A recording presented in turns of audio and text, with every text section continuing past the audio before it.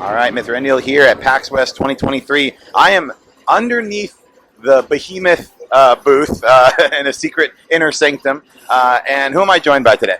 My name is Dan Paladin, and I do design and artwork for the Behemoth.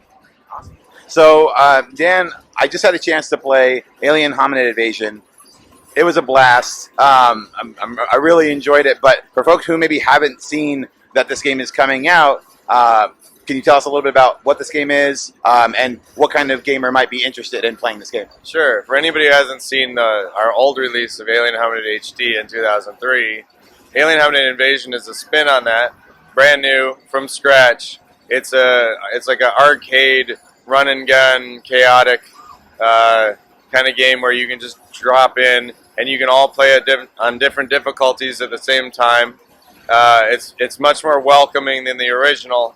So you might hear people talk about how hard the old one was, and it is. It's brutal. Yeah. But with the new one, you have a chance. You can build your character a different way, so we cater your play style. If you want it to be defensive, offensive, if you want to be the medic, if you want to be, super crazy and explode everything, you can do it. And you can play online, offline. So it's really just about jumping in, having fun with up to 4 people. Yeah. So is the 4-player online or local?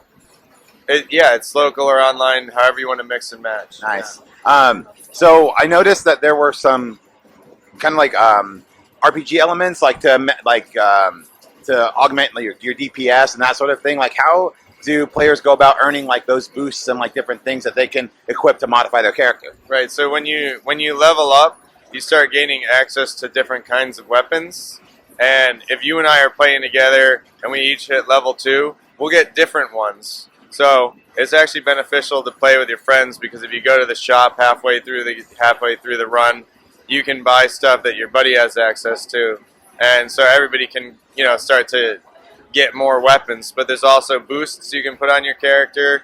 You get different hats and heads and whatever that will also give you whatever you've chosen from your loot. And so one way is leveling up. You get a little bit of free stuff at the beginning. The other way is you have to get to a hideout, the sewer children hideout, or you have to beat the boss at the end, which is the ultimate goal for each chapter. So if you die before you've secured your loot, you lose it. So there's some roguelike elements in there. And for the crazy people, they can put it on mastery mode, and if they die, they lose everything. Oh, wow. But you can choose permakeep, and you only lose the things you haven't secured, but you'll keep your stuff. So if you want it a little nicer to you, we have that too. You were mentioning difficulty earlier and how the difficulty can be different for different players. How does that work? So if you're saying you're playing it on a harder difficulty, how does that look like in the game? Under the hood, it's a little complicated, but there's some easy stuff you'll notice right away. So there's insane, normal, and friendly. And on friendly, you'll have a lot more lives to start with. You have a bigger health pool, and you can pick up a lot more hearts.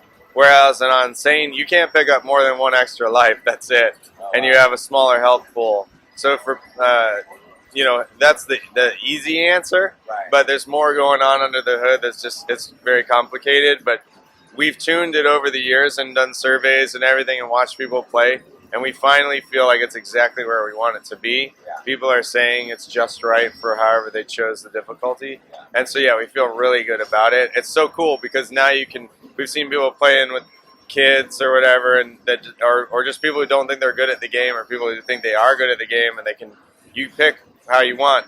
If it's no good, you can change it in between your levels. If you're just feeling like, man, I cranked it up too high, or it needs to be harder, whatever, you can do that. Yeah.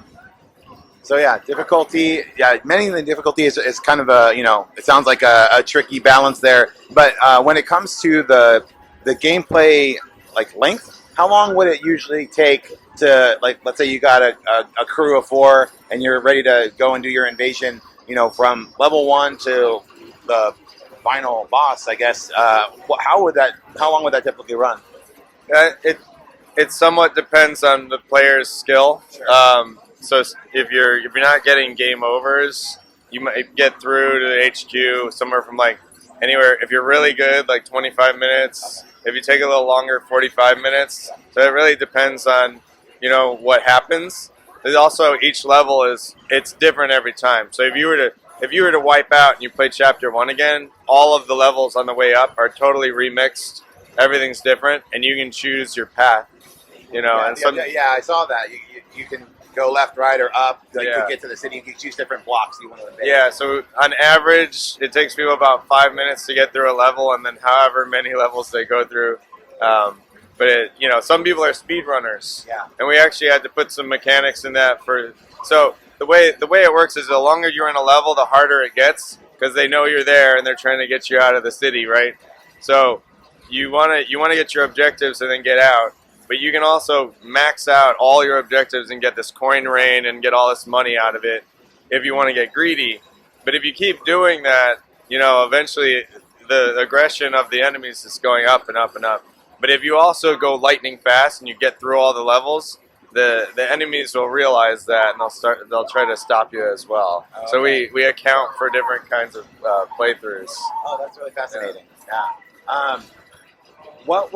It sounds like maybe the difficulty balancing is the answer to this question, but the question is like, what was something that like took you way longer than you expected it to when it came to developing this game? Like maybe you thought, of course there's nothing in video games that's easy to do. Right. Nothing is, but maybe there was something that you're like, oh, like we got this unlocked because of our previous experience with Castle Crashers or like whatever, and then you went to apply it to this game and it like just didn't work. I don't know if there's anything like specific to this game because every time we try something totally different, and Alien Hominid Invasion is so different from Alien Hominid HD that it really is just a new experience. It's a new game.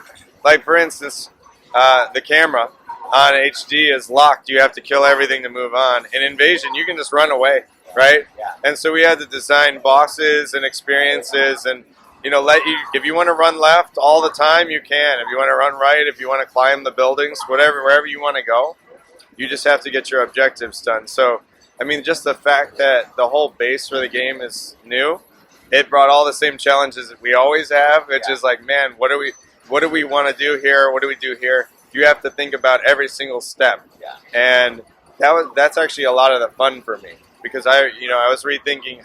When you dig in the old game, you can't move. You just sit there underground and pull guys underneath, which is cool. But in Invasion, you can dig underground and keep moving. And then when you pop out, you throw guys around, and you can dive in the air now. So if you hold dive while you're in the air, you actually dig straight into the ground. So you do this dive right into the concrete and keep moving. And a lot of people mention they really like the mobility, which I think is a huge plus for Invasion. Yeah. Just jumping around and everything. If you use your whole kit, it's awesome. Yeah, I was noticing the movement felt really fluid. The dodge felt good, like everything else. And yeah, the fluidity of it, it looks and feels really good. So, and in a run and gun, that's really important. Yeah. Like when you're in a run and gun, like you want to be able to feel like whether you want to go low or high, like you have options either way. Yeah, I think. If I was to try and answer your question a little more succinct, I'd say we could keep adding stuff forever, right? And we need it at some point. We can't add more things because we have to release the game. Yeah. So trying to figure out like, do we have enough? Is it good? And I think the answer now is yes. Yeah. So we're releasing this year, but we don't have a release date just yet. Yeah. Yeah. I mean, I can imagine it's difficult to like sit down and like. Viewer review, you got a whiteboard. You're like, okay, what have we got in the game right now? We got this, we got this, we got this. Yeah. But is that going to be enough for the fans? Is it going to be? That's always the burning question, right? Like, are people going to think this is fun? Yeah. Right. Like, and fun is so subjective to different people. And we listen to everybody. So if you hate it, if you like it, let us know because we're always listening to feedback. Yeah. That's right. One of the big reasons why we're at the show. We need to hear what people think and see what's going on.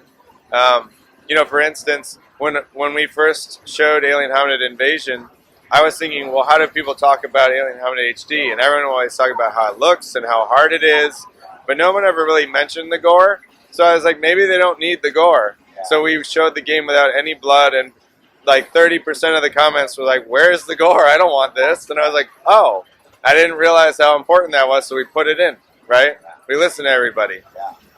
Another occasion, they were like, where's his toes? I like his toes.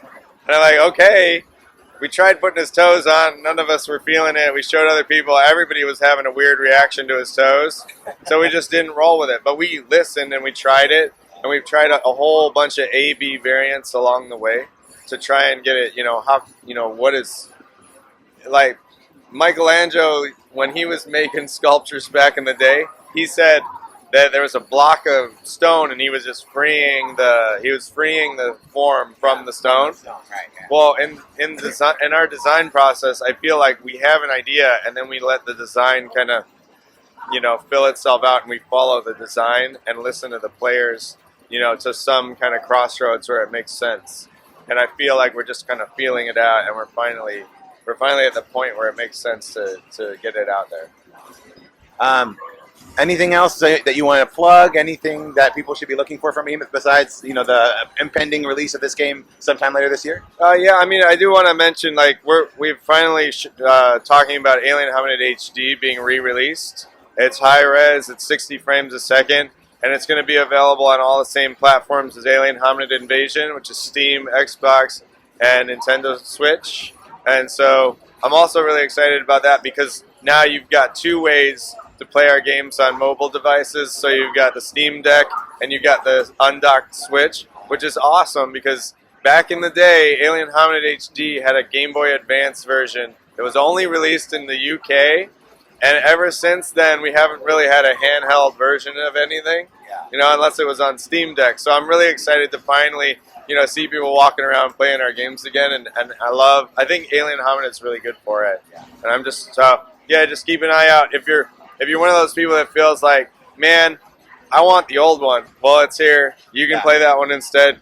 We kept it as a purist angle. We tried to almost touch nothing. We only touched a couple things that seemed really, really unfair. Other than that, it's exactly how you'd remember because it's a re-release. So, whichever one you want. You want the old school, the new school, we got it. All right, well, thank you so much, Dan, for taking some time to chat with us today. I think once this game lands, it'll definitely be on many, many Switches. You're going to see people having a blast with this game all over the place. So thank you again. Thank you. Appreciate it.